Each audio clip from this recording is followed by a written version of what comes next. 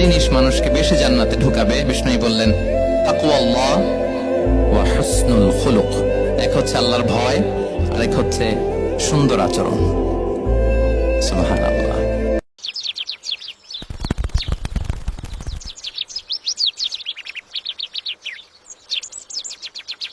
বিশ্বাস করেন কিয়ামতের আগে একদিন এক রাতের মধ্যে এই কোরআনের সব পাতাগুলো আল্লাহ তুলে নেবেন আসমানে।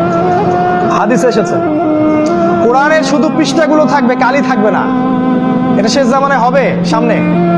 তিনি আরো বলেছেন যে এই কোরআন পরকালে হয় এই উম্মার পক্ষে সাক্ষী দিবে অথবা বিপক্ষে সাক্ষী দিবে। এই কোরআন কথা বলবে কাল কিয়ামতের মাঠে, বলবে যে আমাকে সে তেলাওয়াত করে নাই, আমাকে গবেষণা করে নাই।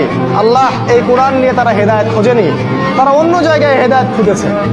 আর কোরআন যার বিপক্ষে সাক্ষী দিবে কেউ কখনো তাকে জাহান্নাম থেকে বাঁচাতে পারবে না।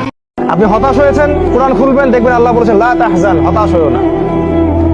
আপনি দারিদ্রতার ভয় করছেন, কোরআন খুলবেন, দেখবেন ওখানে লেখা আছে শয়তান তোমাদেরকে দারিদ্রতার ভয় দেখায়, আর আল্লাহ তোমাদেরকে প্রশস্ততা এবং সচ্ছলতার দিকে ডাকেন।